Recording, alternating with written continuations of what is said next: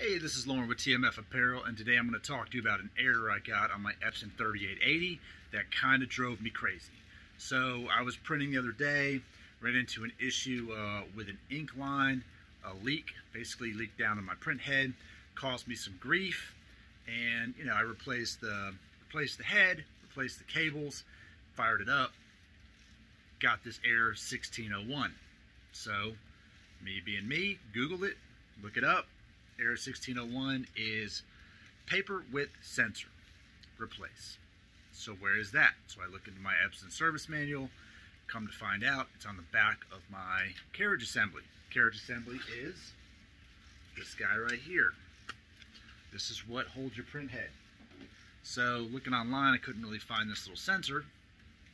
It was getting kind of frustrating. I could find the whole carriage assembly, but I couldn't find the sensor.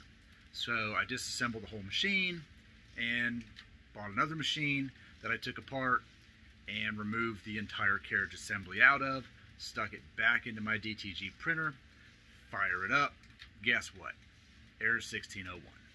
So again, this sensor is giving me a problem out of a brand new print carriage. Kind of didn't really know where to go from there, and after a deep dive through the interwebs, through several forums and threads, I came across a PDF document that was telling you how to just remove it. So why not? So I'm going to show you what I did and how I got rid of this error. I don't know how this will affect you if you're running the 3880 just on its own. It may be kind of an issue for that. You would definitely need to remove this print carriage to get it out if you had it inside the printer. But because I have a DTG unit back here, this guy right here, I can access it without much effort.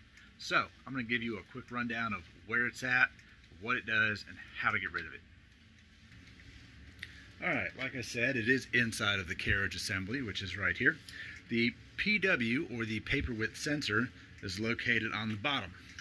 Now this one's already taken apart, but it does have a nice little plastic piece that goes right here, and underneath it is this little guy right here, this little sensor. See if we can focus in on that guy. And there's actually two of them. I bagged them up in case I ever need them, or someone else ever needs them. I'm going to pull it out of the bag here. So you've got this little chip right here, and then you have this little sensor right here. They plug into the bottom of your carriage assembly. So your print head would be sitting right here, and there's a tiny little screw in the bottom of this carriage. You take that off, remove this little piece right here, this cover, and you can unplug these. Nothing is holding these in. They just kind of set in place in here.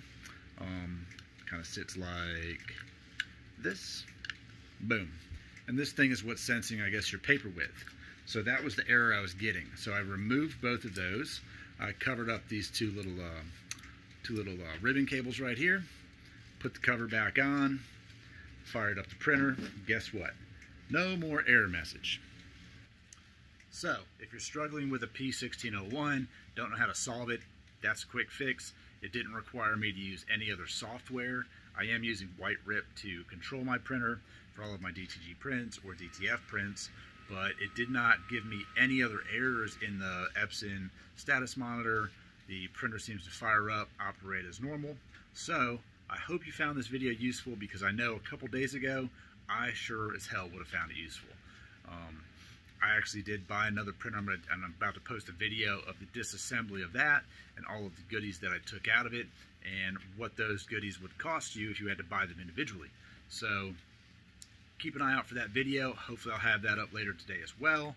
In the meantime, happy printing, and if you have any other questions or comments about the DTG business, DTF business, HTV, t-shirt business in general, leave a comment below and I'll do my best to get back to you, answer them, maybe make a video about it. Till next time.